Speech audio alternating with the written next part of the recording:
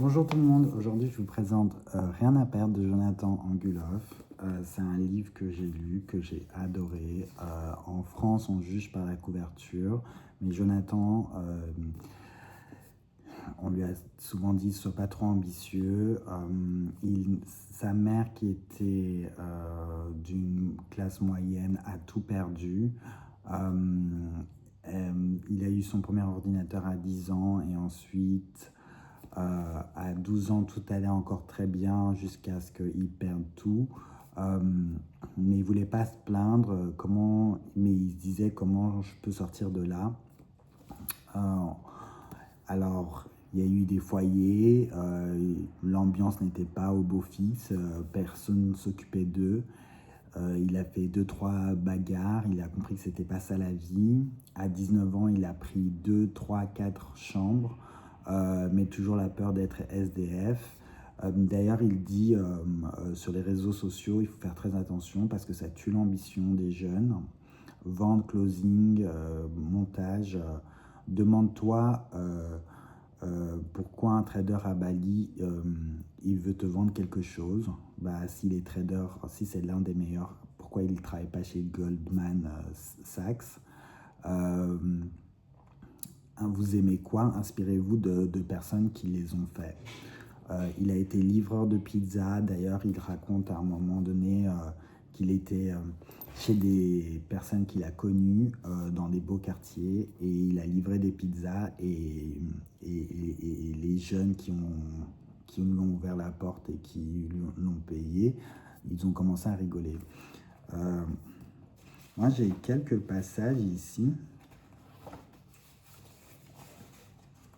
Euh, que j'avais noté, par exemple à la page 73, le succès ne se trouve pas dans la facilité, mais dans la constance et la détermination. L'effort de Thomas peut sembler plus exigeant, mais il ne fait que bâtir une fondation solide pour une vie future où l'argent travaille pour lui. À la fin, c'est cette énergie initiale qui libère. En investissant intelligemment et en prenant des risques calculés, on se donne la possibilité de créer des opportunités infinies plutôt que de s'enfermer dans le confort immédiat. La réussite appartient à ceux qui osent prendre des décisions difficiles, à ceux qui affrontent l'inconfort avec la certitude que les résultats en vaudront la peine. Euh, je vais vous lire un autre passage aussi que j'avais bien aimé. D'ailleurs, j'en profite pour souligner ce qui est important lorsqu'on crée une entreprise, de partager ses idées, ne pas les garder pour soi. La peur de se voir piquer son idée est ridicule, d'accepter le feedback, même s'il est négatif, examiner le négatif, voir si les critiques sont justifiées et ajuster si nécessaire et essentiel. D'avoir une vision claire de sa destination et du chemin à emprunter, n'avancez pas à l'aveugle et au jour le jour, soyez organisé et millimétré.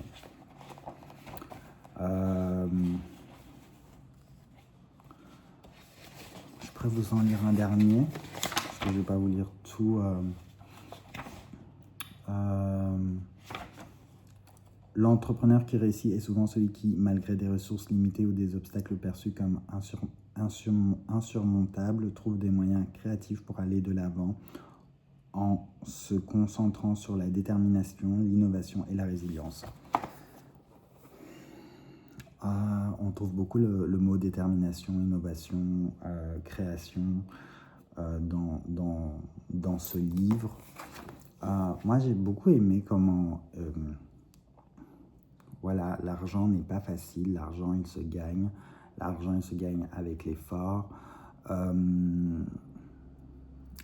Moi, entre parenthèses, j'aimerais dire que chaque vie est différente. Donc, je peux pas, moi personnellement, je trouve que c'est très bien d'avoir un livre comme ça parce que ça donne du boost à ceux qui ne savent pas où aller ou comment le faire. Mais il y a des vies très difficiles. C'est-à-dire que moi, par exemple, je parle de mon cas personnel. Moi, l'entrepreneuriat, ça fait 2, 3 ans que je le fais. Je commence à voir les fruits aujourd'hui, mais c'est encore très difficile. Je suis encore loin, loin, loin du résultat escompté. Il y a des échelons à graver. Et bon, il faut de l'humilité, mais on risque tout. Et le risque est réel. Le risque est réel. On parle d'une vie. On parle pas d'une... Ça, c'est une Swatch. Hein, ça m'a coûté 50 euros, mais on parle pas d'une montre à 50 000 euros. Oui, il y a des gens qui peuvent se payer ça et ils ont le droit de se payer ça et il n'y a pas de souci. Mais en fait, c'est ça aussi que j'aime bien dans ce livre, c'est qu'il veut montrer qu'on peut y arriver et que si on veut, on peut. Mais il y a aussi une vraie contradiction dans la vie, c'est que moi, je ne peux pas dire à, à Philippe qui habite à Angers, qui galère pour rejoindre les 2 mois, qui a envie de vendre sa... je sais pas, disons qu'il est plombier, de vendre son entreprise pour se lancer dans le e-commerce et que s'il bosse dur, il va y arriver. C'est pas non plus ce qu'il est en train de dire, hein, évidemment. Mais moi, c'est l'exemple que je donne. C'est que on peut être heureux.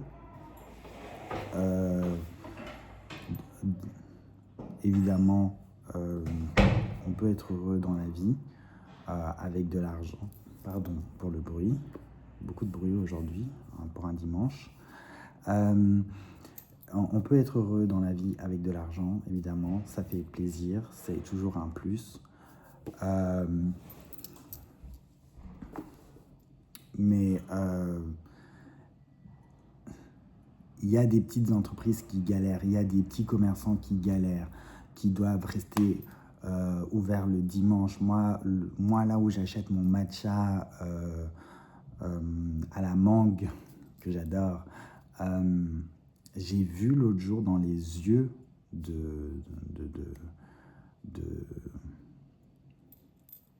du commerçant, parce qu'il n'avait pas de... Il y avait personne dans son café, il n'y a pas des gens qui font la file. Pourtant, c'est un endroit stratégique, hein, c'est un endroit où il y a des gens qui passent, mais c'est un nouveau commerce. Et il faut faire face à ça, hein, faire face à la faillite. Il propose des choses hyper sympas, mais moi, je suis client, mais je ne suis pas client tous les jours. Je ne vais pas aller dépenser 10 euros tous les jours là-bas. Donc, il y a aussi cette réalité-là. Pour lui, il dit qu'on devrait arrêter de taxer moins fort le travail ou taxer l'héritage ou les grosses boîtes à l'étranger. Exemple Airbnb. Rendons nos contribuables plus riches. Un entrepreneur est taxé à plus de 50% sur son salaire, 26% sur les bénéfices ensuite.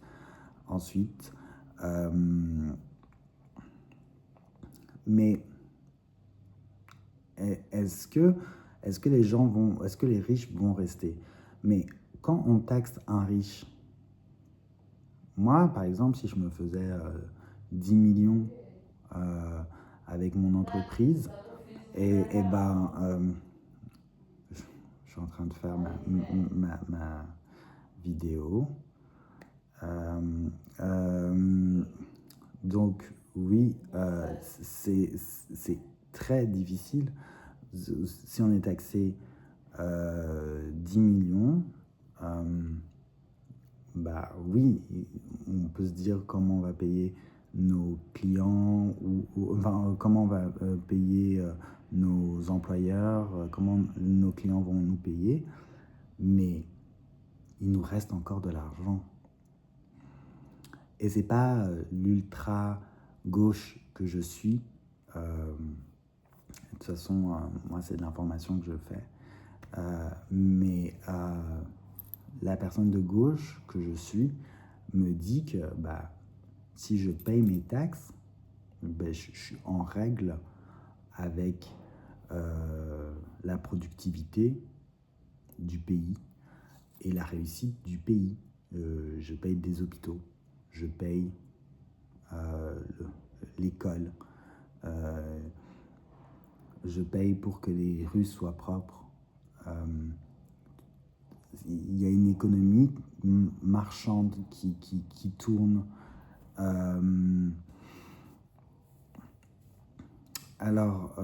Il dit aussi que l'argent est un tabou, à un certain niveau, c'est indécent. C'est vrai parce que lui, il a 1 milliard, enfin, il a fait 1 milliard avec la licorne, avec sa licorne, Aircall. Mais c'est vrai, là, je suis assez d'accord avec lui parce qu'il dit qu'il a fait des concessions. Il n'est pas sorti en boîte de nuit parce que la réussite, c'est difficile. Et ça, je suis tout à fait d'accord. Moi, je suis quelqu'un, oui, je me revendique, si j'étais en France, je voterais Renaissance. Je voterais Gabriel Attal. Totalement, parce que tu travailles, tu gagnes, tu peux profiter. Mais tu casses, tu payes. Tu casses volontairement, bah, tu payes. Totalement. Ça peut paraître... oh là là... moi, j'ai pas du tout envie d'entendre ce genre de discours.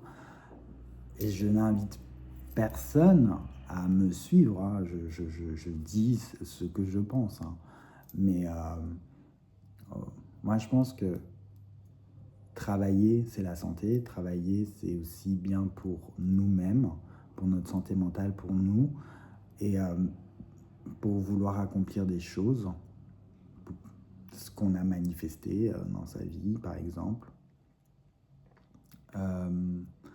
Moi, j'ai pas besoin de porter une montre à 50 000 euros, mais si j'ai envie de faire de belles vacances, eh ben, je peux faire de belles vacances.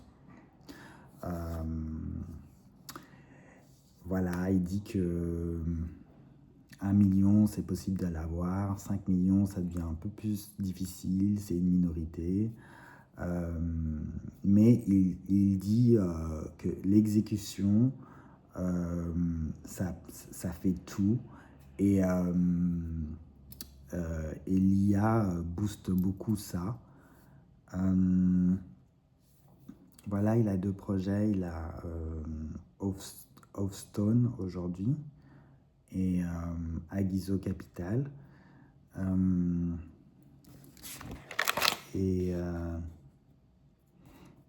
Tout le monde n'est pas entrepreneur, mais peut entreprendre à son rythme. Voilà, grosso modo, qui est Jonathan Anguloff. Vous pouvez sûrement le voir sur les réseaux sociaux.